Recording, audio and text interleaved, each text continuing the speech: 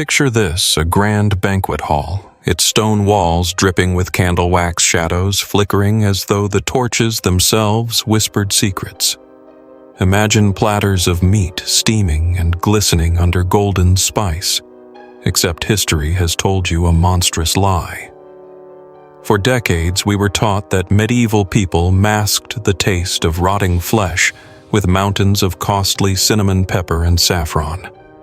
A tale so absurd it has lingered in textbooks, classrooms, even films. But tonight, you'll see the myth unravel.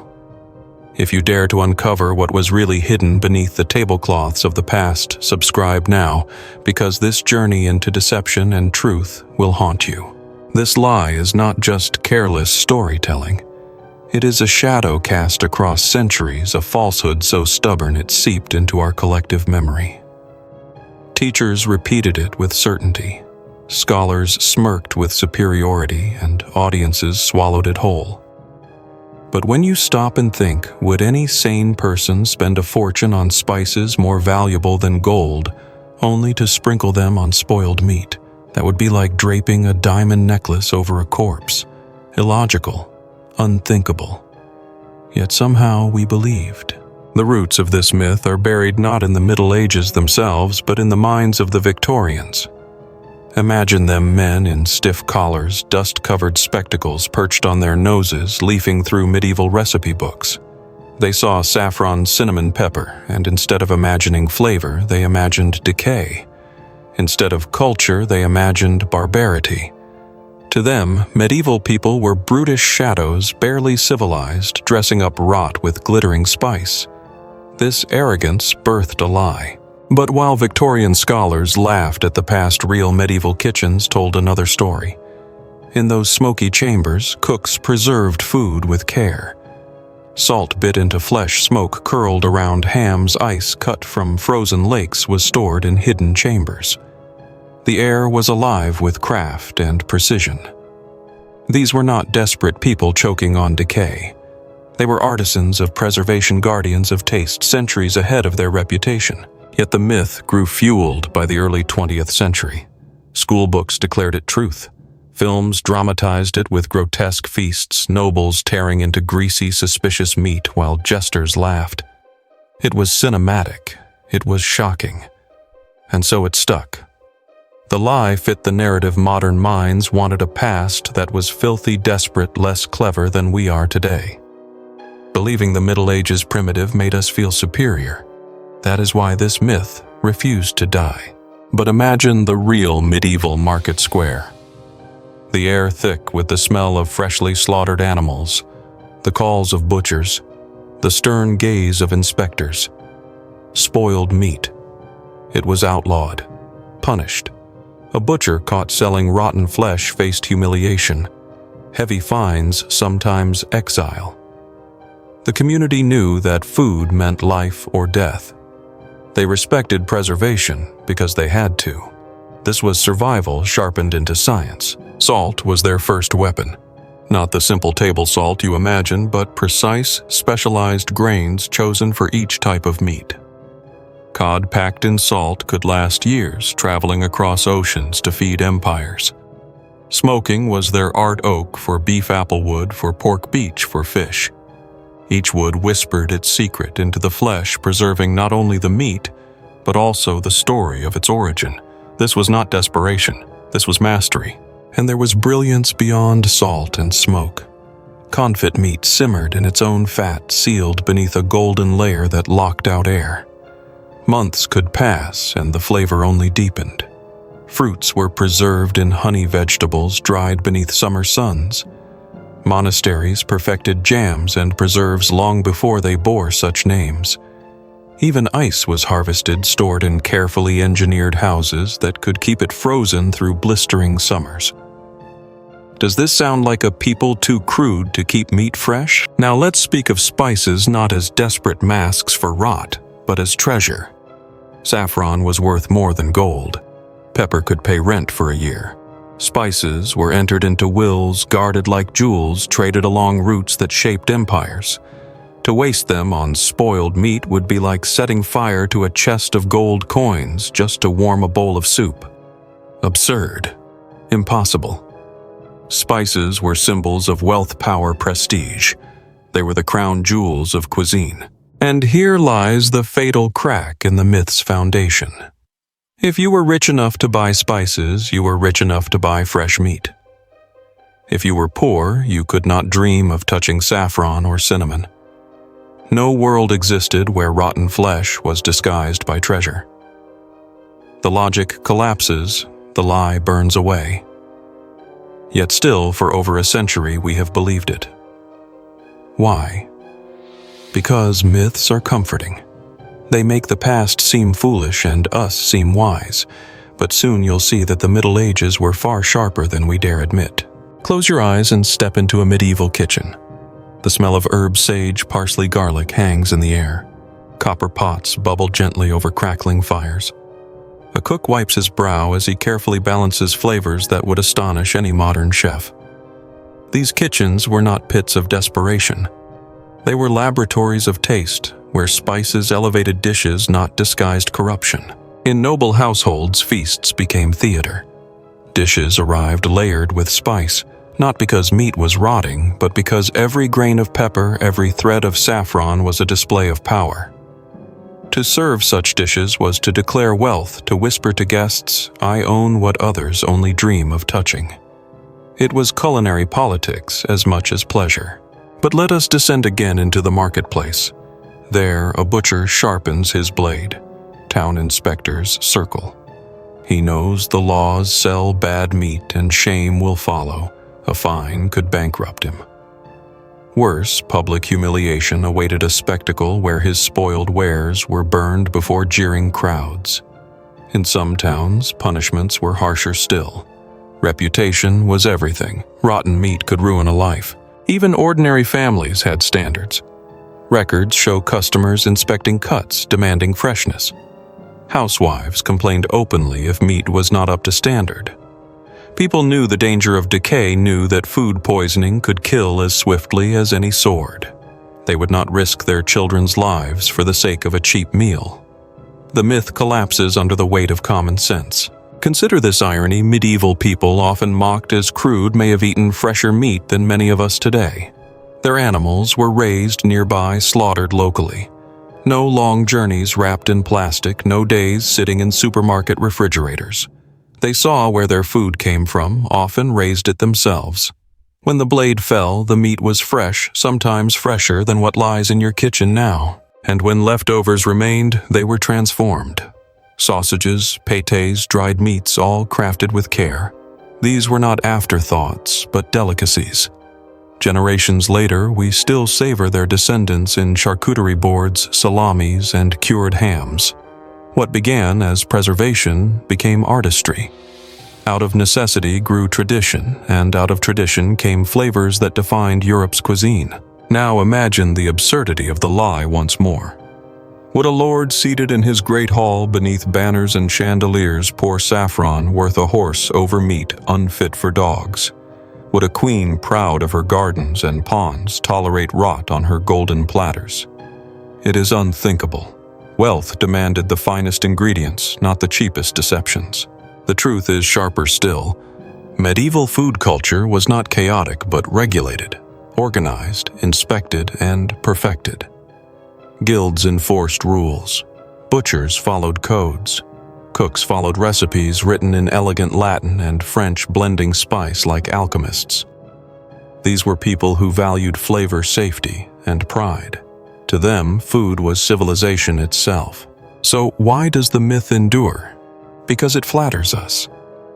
By imagining our ancestors as filthy and foolish, we crown ourselves as modern, enlightened, superior. It is easier to laugh at their supposed rot than to admire their ingenuity. The myth tells us less about them and more about us, our arrogance, our hunger for superiority. Yet, when the evidence is laid bare, the salted cod shipped across seas, the smoking houses, the icy chambers beneath, estates, the cookbooks filled with complex spice blends, the truth emerges. Medieval people were not choking on spoiled meat. They were savoring flavors crafted with intelligence and care. and perhaps in some ways they understood freshness better than we do. Picture a winter night in northern Europe. Outside, snow drifts pile against the stone walls of a monastery. Inside, monks carve blocks of ice from frozen lakes, storing them in underground chambers lined with straw and drainage systems. Months later, long after summer heat returns, they still have ice to keep food cool. This was not primitive survival. This was engineering. Each region had its secrets. In the Mediterranean, salt winds from the sea dried fish on coastal racks, preserving it for journeys across empires. In France, confit kept duck moist and edible for months. In England, salted herring sustained entire villages. These were not crude improvisations. They were traditions honed by centuries of observation and precision. Step back into a noble kitchen where scribes record recipes in leather-bound books. One recipe calls for cinnamon ginger cloves combined in careful measure to create layers of flavor. These books still exist, filled with instructions so detailed they rival modern cookbooks. They prove beyond doubt spices were not disguises. They were ingredients in culinary art. Now imagine the market inspector again, his face stern beneath a wool hood. He lifts a slab of meat, examines its color, its scent. If it fails, he throws it aside. The butcher protests, but the crowd watches. Justice in food was public, visible, unavoidable. Spoilage was shame, and shame spread faster than rot itself. Think of the contradiction. The myth tells us medieval people were careless, yet evidence shows the opposite. Their laws were strict, their punishments harsh, their preservation advanced. Why then do we still believe they tolerated rot? Because myths thrive when they shock. And what is more shocking than imagining nobles gorging on decay? Let us not forget the value of spices themselves. Peppercorns were locked in chests, counted like coins. Merchants risked storms, pirates, and deserts to bring them west. Venice built empires upon spice trade. Explorers like Columbus set sail not for new lands, but for routes to Asia's fragrant markets. Spices shaped the map of history. To waste them on rot, impossible. In fact, spices were often treated as inheritance. Families listed saffron and cinnamon in their wills alongside land and jewels. Some debts were paid not in silver, but in pepper. Imagine that a world where a handful of spice could buy loyalty, land, or safety. To believe these treasures were scattered carelessly over spoiled flesh is to ignore the very fabric of medieval wealth. Consider the peasants, too. They did not dine on pepper or saffron. Their flavors came from gardens, onions, garlic, parsley, sage. These humble herbs, fresh and pungent, shaped daily meals. And yet even they understood freshness. They slaughtered animals only when needed, shared cuts across families, wasted nothing. To them, food was survival, community, and ritual. By contrast, the noble feast was spectacle. Spices there were banners of wealth, dazzling guests with rare aromas. Dishes shimmered not with desperation, but with pride. Cinnamon was sprinkled not to hide rot, but to announce, "Here is my power. Here is my reach across the world." The air was thick not with decay, but with theater. And so the myth begins to crumble. Each detail, laws, preservation recipes, markets, trade contradicts it. The logic fails, the evidence rises. Yet still the lie lingers, feeding on ignorance. Why? Because it is easy to repeat, easy to dramatize, easy to believe. Harder perhaps to accept that medieval people were cleverer, sharper, and more refined than we are willing to admit. Let's revisit the heart of this myth, the spoiled meat itself. Ask yourself, would anyone in any century knowingly eat meat that stinks, that oozes, that threatens to kill? Food poisoning existed then as it does now. The difference: they had no hospitals, no antibiotics. The consequences were deadly, and people knew it. Medieval people feared spoiled food, not irrationally, but rationally, because they saw what it did. Death from bad meat was silent and swift. Cramps, vomiting, fever, hallucinations. In some cases, whole households perished from one contaminated cut, and so fear became wisdom. Preservation became sacred. Even the poorest towns had rituals around slaughter. Animals were butchered at dawn while the air was still cool. Blood was drained quickly. Meat was cooked that same day or salted before nightfall. Nothing was left to chance. This wasn't luxury, it was survival encoded into culture. In bustling cities like London or Paris, municipal laws dictated when and where animals could be slaughtered. It was forbidden to butcher too close to dwellings. Waste was hauled away, flesh was inspected, and those who broke the rules were shamed publicly or stripped of their trade licenses. Food was policed, not ignored. And then there's this overlooked truth guilds, powerful organizations that governed every aspect of trade. Butchers, bakers, cooks, all were members of strict guilds with codes of ethics. Selling tainted meat didn't just risk health, it risked being expelled, blacklisted, erased from one's livelihood. Reputation was currency. Spoiled food was a curse. We have written proof of all this. Charters, city laws, trade records, even court cases where butchers were punished for trying to pass off bad cuts. Yet these texts remain in the shadows of our public imagination, drowned by the myth that spices were a medieval Febreze. Let's talk again about preservation, but this time through the lens of culture. In monasteries where silence reigned and ritual ruled, food preservation became almost spiritual. Recipes were passed down like prayers. Techniques were refined across generations. The monks weren't just saving food, they were protecting life itself. Ice houses weren't crude pits. They were architectural marvels angled to catch the least light, lined with thatch and straw designed with airflow and drainage. Some noble estates had multiple rooms each with its own temperature and humidity. You see, these weren't ignorant people. They were observant, methodical, ingenious. What's more, this knowledge wasn't hidden. It was taught. Apprentices learned under masters. Children watched their mothers salt pork or boil jam. Seasonal calendars guided preservation rituals, cabbages in October, apples dried in August, hams smoked in January. Preservation was part of the medieval rhythm of life, and yet the modern mind clings to the idea of rot. Perhaps because it shocks. Perhaps because it flatters. But mostly because we've been told the same lie for too long. A lie that makes us feel smarter. A lie that needs no proof, only repetition.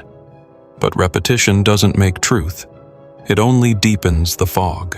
Let's dig even deeper into the spice chests of the medieval elite. Open one and you'd find treasures, amber-colored saffron threads, dark globes of peppercorn, shards of cinnamon bark. Each one locked away like a relic, counted, weighed, protected. Their scent alone could command attention in a great hall. They were not thrown over rot. They were paraded like regalia. Historical inventories tell us that noble households listed spices alongside land jewels and armor. They were heirlooms, dowries, sometimes even diplomatic gifts. One noble might give another a bag of cloves in place of gold. These spices had power, and power was not wasted on garbage. Still don't believe it? Picture a nobleman proud and calculating seated at the head of his feast.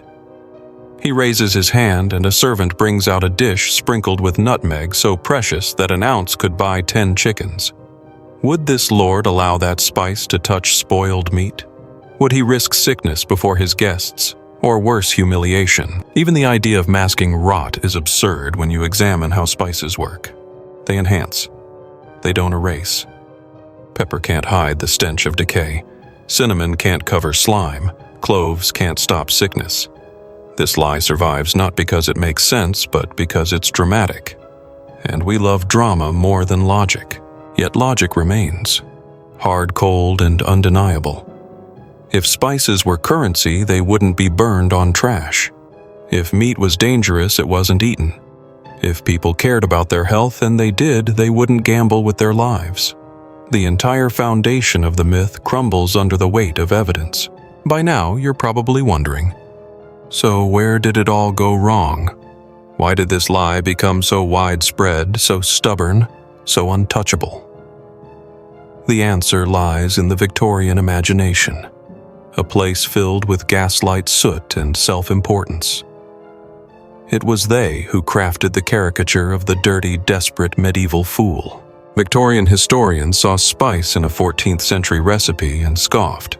They couldn't fathom that people 600 years earlier might enjoy complexity, subtlety, and flavor. They projected their own arrogance backward, rewriting the past as barbaric to glorify their present. They wrote not to reveal, but to elevate themselves. And so a single assumption they used spice to hide rot was born. It was catchy, it was scandalous, it stuck.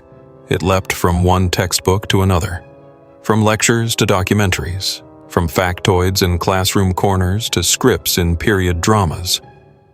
It became not just a lie, but the truth no one questioned. But here's the horror. This wasn't just a misunderstanding, it was historical erasure. It robbed medieval people of their intelligence, their craftsmanship, their dignity. It made us blind to their systems, their care, their culinary poetry. It turned their science into savagery, their preservation into poison. And perhaps the deepest tragedy is this: we've learned nothing. We still laugh at the past, still imagine that modern equals better, that age brings progress. But what if some truths were forgotten? What if we abandoned techniques that kept people alive for centuries? What if in mocking them we've lost what they knew? Revisit the myth now with everything you've learned. Spoiled meat drenched in saffron, rotten flesh slathered with cinnamon. A delicacy turned into disease under the illusion of grandeur. No. The logic fails. The history screams. And yet the image lingers, fueled by repetition, not reason. Because this lie was convenient. It made the past grotesque. It justified empire modernization, industrialization. If the Middle Ages were a festering swamp, then the steam engine was salvation. And so this story of stinking meat was told again, and again, and again. Meanwhile, the truth gathered dust. The guild scrolls, the cookbooks, the market laws, the monastery records. All of them whispered another version, a version where people preserved, protected, respected their food, where taste and safety walked hand in hand. And those medieval recipe books, they're exquisite. Some describe combining spices in measured tiers to create flavor pyramids. Others speak of balancing wet and dry ingredients to please the humors of the body. This was no barbarism. It was cuisine with philosophy. Even preservation was poetic.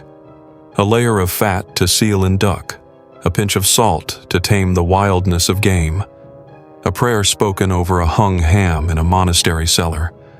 These people weren't fighting rot, they were collaborating with nature, listening to her rhythms and winning. Yet still we ignore them. Still we repeat the myth. Still in movies and memes we show meat dripping with spice, crawling with filth. It's a horror show we've scripted where the Middle Ages play the villain, and we the enlightened, sanitized, superior audience. But what if we're the fools now? Our food wrapped in plastic, pumped with preservatives hauled across nations. Our tongues dulled, our respect for freshness outsourced. And still we dare to laugh at people who lived by the seasons, who knew the face of the animal they ate. History doesn't always flatter. But sometimes, when we dare to look honestly, it humbles. The Middle Ages weren't a carnival of rot. They were a world of order, of knowledge, of survival made sacred. And their table was a map of their genius. So next time you hear the lie, they used spice to hide the taste of rot. Remember the salt, the smoke, the cellar full of ice. Remember the spice locked in chests, the butcher who risked exile, the monk recording recipes like scripture. And ask, does this sound like desperation or design? The horror isn't that they ate rotten meat. The horror is that we believed they did. That we chose the grotesque over the glorious, that we erased their knowledge in favor of a punchline. But now you know better. And once you know, the lie can't survive the light. Let's return one last time to that flickering banquet hall. The tapestries ripple in the torchlight. A servant steps forward, unveiling a dish glazed with spices worth a kingdom. The aroma stuns the air, clove, cardamom, a whisper of nutmeg. This is not a disguise. It is a declaration. In that moment, the lie falls silent. Because rot cannot wear gold. Spoiled flesh cannot carry ceremony. You cannot mask decay with dignity. The very idea is an insult not just to their cuisine, but to their memory. You don't learn this in history class, but you should. Because history isn't just battles and kings, it's the food they ate, the lives they preserved, the myths we still whisper. To misunderstand the past is to disrespect the people who built it. To spread lies is to keep them buried. And that's the final horror, isn't it? That truth was never hidden. It was simply ignored. All the evidence was there. The guild records, the recipe scrolls, the city laws. But we looked away, and in the silence the lie grew loud. So we owe them more. The butchers, the monks, the cooks, the mothers, the thousands who salted, smoked, dried, stored, and survived. They deserved better than a myth that reduced their brilliance to a punchline. They weren't dirty fools. They were scientists in aprons, chemists with knives, preservationists with parchment and prayer. They were thinkers, builders, preservers, and they left behind a legacy of knowledge we still benefit from if we dare to look. Now ask yourself, what other myths have you swallowed without question? What else have we distorted for entertainment, for ego, for the illusion of progress? The past doesn't haunt us. It waits for us to tell it truthfully. So next time someone tells you that medieval people used spices to cover up rotten meat, look them in the eye and ask, would you eat spoiled meat just because there's pepper on it? No. Then why would they? This wasn't a tale of filth. It was a tale of pride, of intelligence, of forgotten mastery. The only thing rotten was the lie itself. And now you've watched it decay before your very eyes, from myth to dust. If this story shifted your view of history even just a little like this video, share it with someone who still believes the myth. And comment below, what's the strangest fact about history you've ever heard? Because the past is full of ghosts, and some of them are lies waiting to be exorcised.